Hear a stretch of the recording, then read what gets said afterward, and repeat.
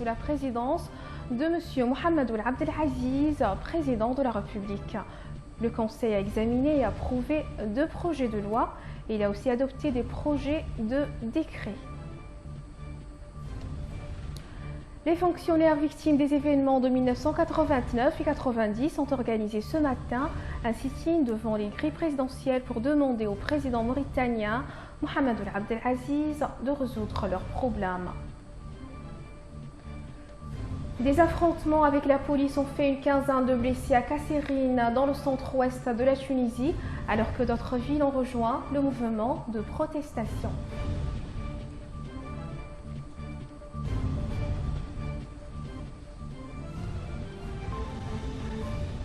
Bonsoir et bienvenue. Le Conseil des ministres s'est réuni ce jeudi sous la présidence de M. Mohamed Ould Abdelaziz, président de la République. Le Conseil a examiné et approuvé 2 projets de loi et adopté des projets de décret. Babacar Nam nous fait le point. En effet, le Conseil a examiné et approuvé les 2 projets de loi suivants. Projet de loi portant modification de certaines dispositions de la loi numéro 2010-035 du 22-07-2010 relative à la lutte contre le terrorisme. Le présent projet de loi vise à parachever le processus d'harmonisation du droit national en matière de lutte contre le terrorisme avec le droit international.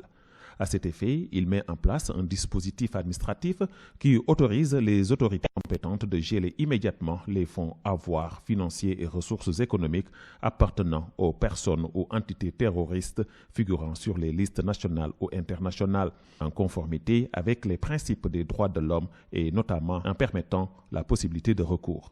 Projet de loi autorisant l'abrogation du contrat programme numéro 06 entre l'État mauritanien et l'Établissement national de l'entretien routier (ENER) pour la période 2016-2018 signé le 21 décembre 2015. Le présent projet de loi a pour objet de permettre le renouvellement du contrat programme entre l'État et l'ENER suite à la mise en œuvre concluante des précédents contrats programme avec cet établissement. Par ce nouveau contrat programme, le gouvernement marque sa volonté de faire de l'ENER un outil privilégié de sa politique de pérennisation du patrimoine routier, tout en exigeant de l'établissement de poursuivre les efforts nécessaires et indispensables pour assurer correctement l'ensemble des travaux d'entretien urgents, courants, périodiques et préventifs de la totalité du réseau qui lui est confié. Le Conseil a également examiné et adopté les projets de décret suivants.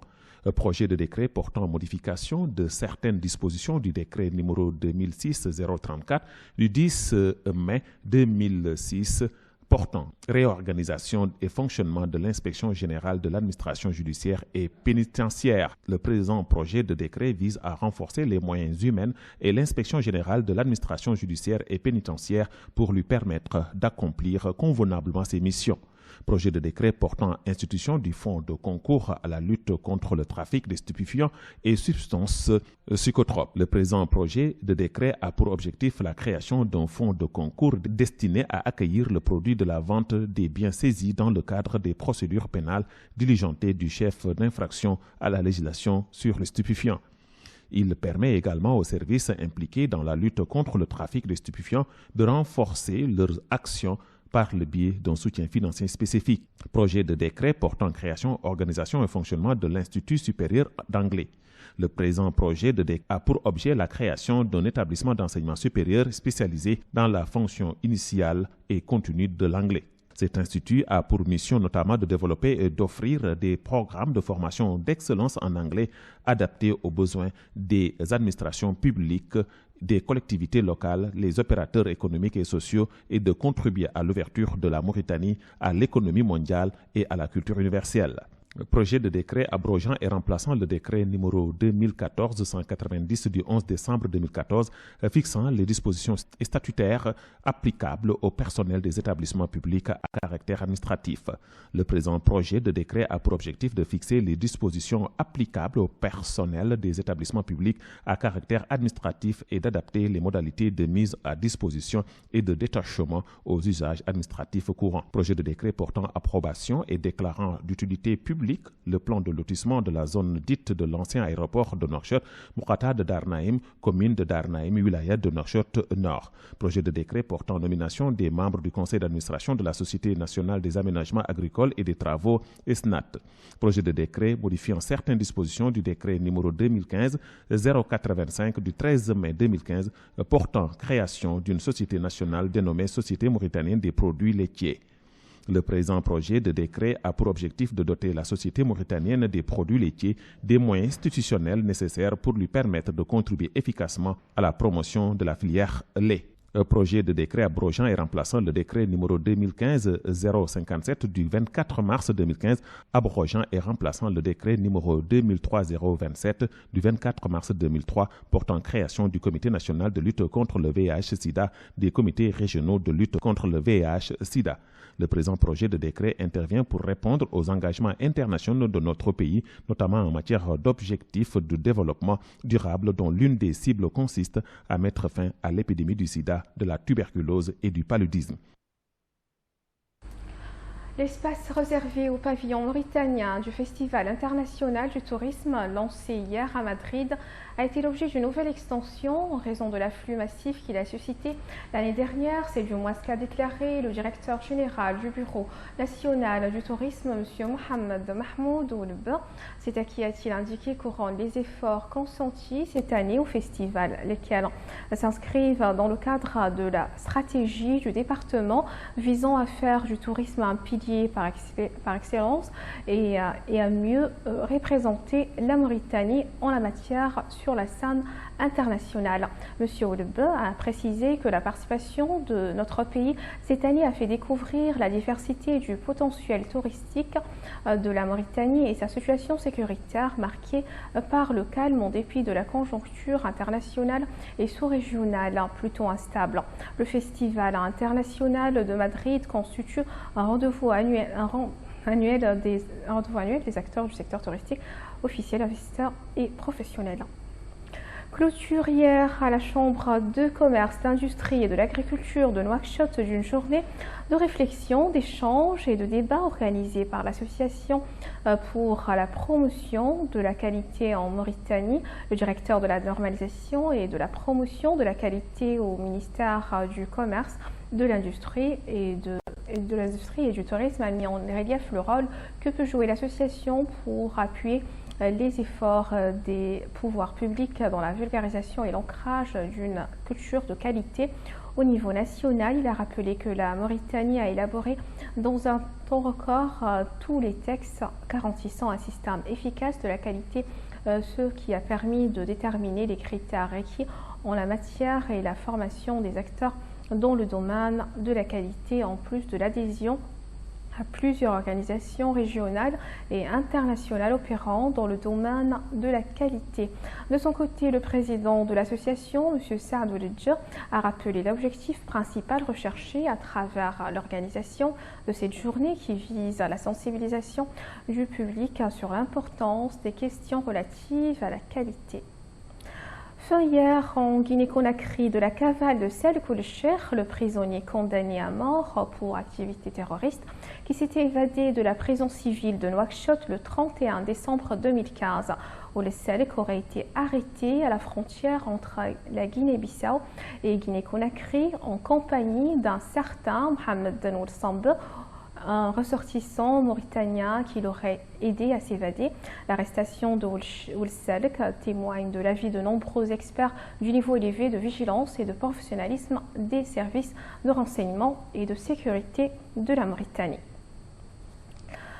Les fonctionnaires victimes des événements de 1989 et 90 ont organisé ce matin un sit-in devant les grilles présidentielles pour demander au président mauritanien Mohamed Ould Abdelaziz de régler le problème des réfugiés mauritaniens qui vivent depuis des années et des années dans des situations difficiles.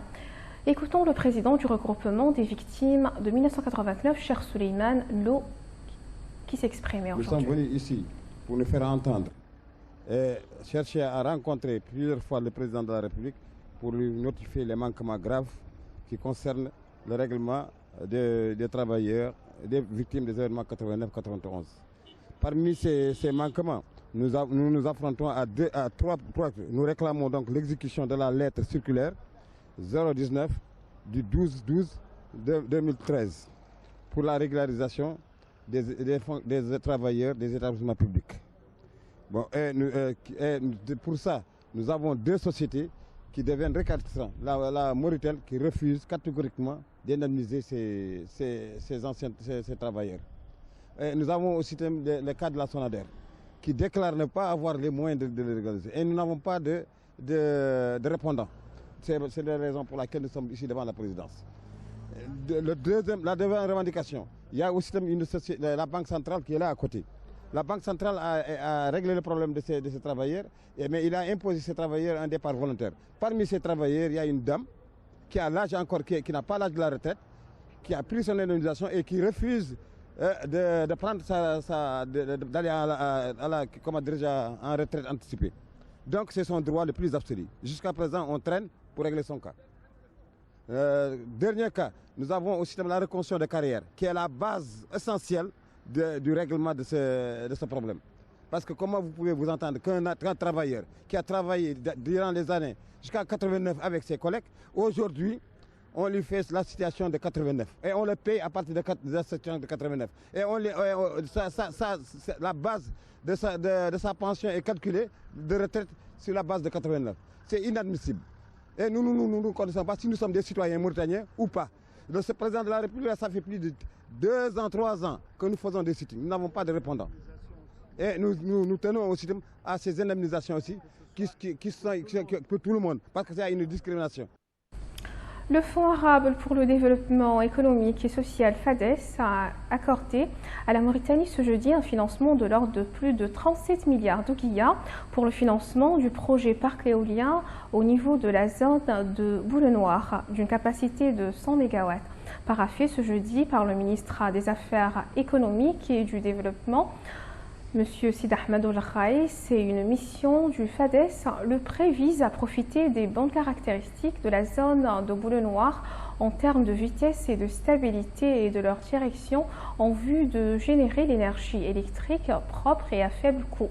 Le ministre des Affaires économiques et du Développement, M. Sid Ahmed Ould Khaïs, a remercié le FADES pour le niveau et la qualité de son engagement auprès de la Mauritanie. Le responsable de la délégation du FADES a mis en exergue l'exemplarité des liens de coopération unissant la Mauritanie et son institution et salué le niveau d'exécution remarquable des projets financés par le FADES.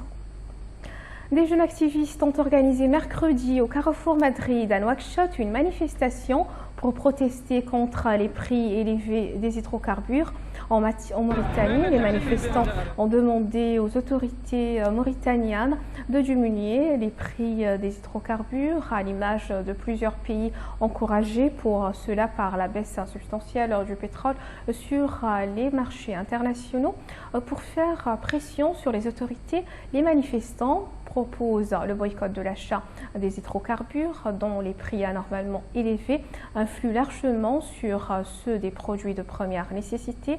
Les jeunes sur les réseaux sociaux avaient appelé à cette manifestation en affichant le slogan « Je n'achète pas le gasoil ». L'actualité internationale à présent, brève en images avec Babacar Nam.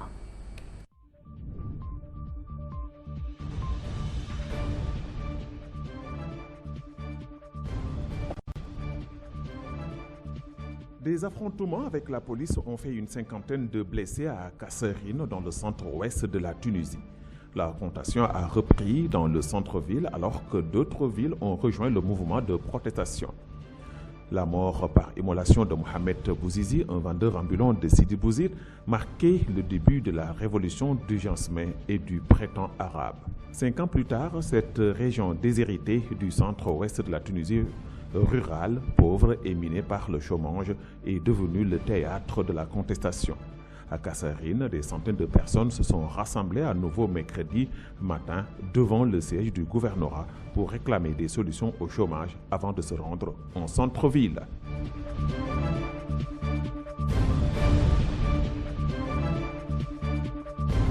Un République démocratique du Congo, l'opposition dénonce les méthodes utilisées par la police congolaise pour l'empêcher d'honorer la mémoire des victimes des manifestants du 21 janvier 2015.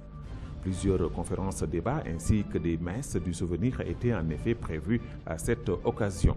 Mais à Kinshasa, la police est intervenue au motif que leurs organisations auraient incité le peuple congolais à la révolte. Des accusations que l'opposition dément fermement, l'opposition qui signale par ailleurs d'autres problèmes hors de la capitale.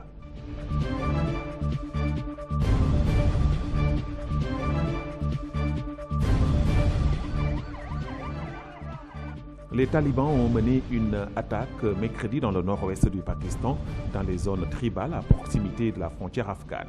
Au moins 21 personnes sont mortes et plus d'une trentaine ont été blessées lors d'une attaque menée par des hommes armés contre l'université Bashar Khan de Shahzada, une ville située à une cinquantaine de kilomètres de Peshawar. Les autorités pakistanaises ont annoncé la fin de combat après une matinée de lutte entre les assaillants et les forces de sécurité d'Islamabad. Les autorités ont dit ignorer le nombre exact d'individus composant le commando qui a attaqué l'université. L'armée, de son côté, a annoncé avoir tué 4 assaillants.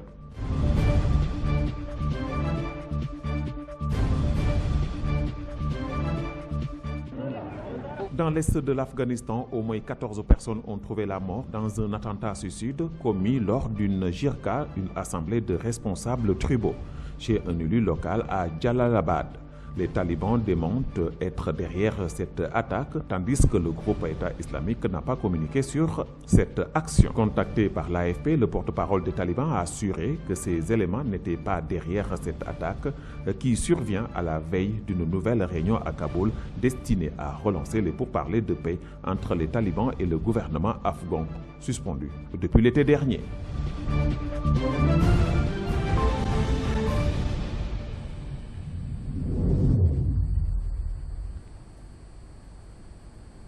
La page sportive à présent de ce journal avec Mohamed Babata.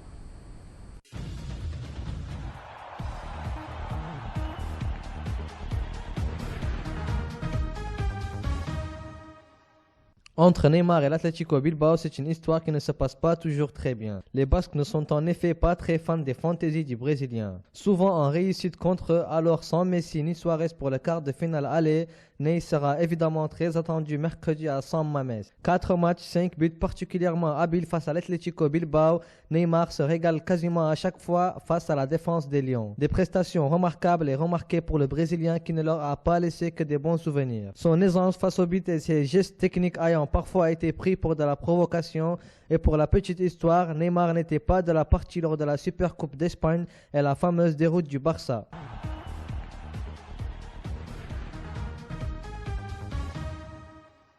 À un mois de PSG-Chelsea en Ligue des Champions, David Luiz s'est confié sur Diego Costa, avec qui il a eu maille à partir l'an dernier, mais qui est un bon ami. Le défenseur verrait même son compatriote à Paris. C'est l'une des clés de ce choc des huitièmes de finale de la Ligue des Champions. Diego Costa est essentiel à Chelsea. Il est le seul avant-centre de qualité de l'effectif, retrouve le chemin des filets et surtout excelle dans les duels avec les défenseurs adverses. Justement, l'international espagnol parviendra-t-il à maîtriser ses nerfs lorsqu'il retrouvera le PSG? Un an après les deux rencontres heurtées que les deux clubs avaient proposées à ce même stade de la compétition, le chien fou des Blues s'était notamment pris le bec à plusieurs reprises avec David Luiz. Or, les deux Brésiliens sont amis.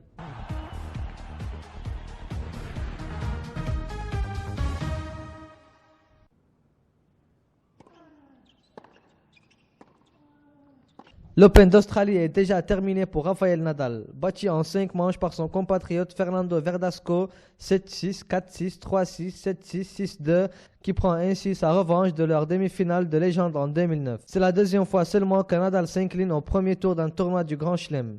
Il a mis un peu de temps à ranger ses affaires, à quitter le court sous l'acclamation de la Rod Laver Arena. Rafael Nadal ne s'attendait sans doute pas à quitter l'Open d'Australie si vite, si brutalement. Bien évidemment, le Majorquin savait qu'il n'avait pas été gâté par le tirage au sort, en héritant d'un premier tour face à Fernando Verdasco, son compatriote, face à qui il a livré l'un des duels les plus mythiques de ces dernières années. Ici même, en demi-finale de l'édition 2009, Nadal l'avait emporté au 5e set après 5h14 d'un combat époustouflant. Cette fois, c'est lui qui a rendu les armes, toujours en 5-7 après seulement 4h41.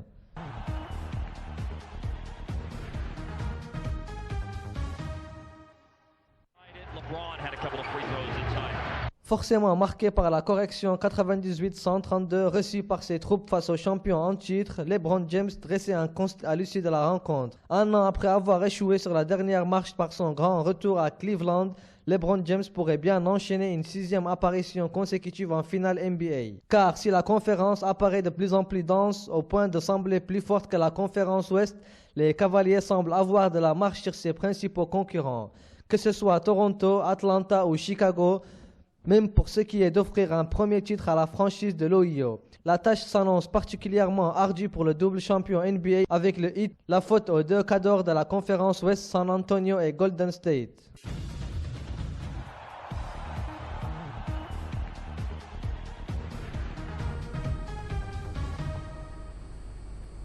Ce journal est à présent terminé. J'ai eu le plaisir de vous le présenter juste avant de le quitter, le rappel des titres. Le Conseil des ministres s'est réuni ce jeudi sous la présidence de M. Mohamed Ould Abdelaziz, président de la République. Le Conseil a examiné et approuvé 2 projets de loi et il a aussi adopté des projets de décret. Les fonctionnaires victimes des événements de 1989 et 90 ont organisé ce matin un sit-in devant les grilles présidentielles pour demander au président mauritanien Mohamed Ould Abdelaziz de résoudre leurs problèmes. Des affrontements avec la police ont fait une quinzaine de blessés à Kassirine, dans le centre-ouest de la Tunisie, alors que d'autres villes ont rejoint le mouvement de protestation.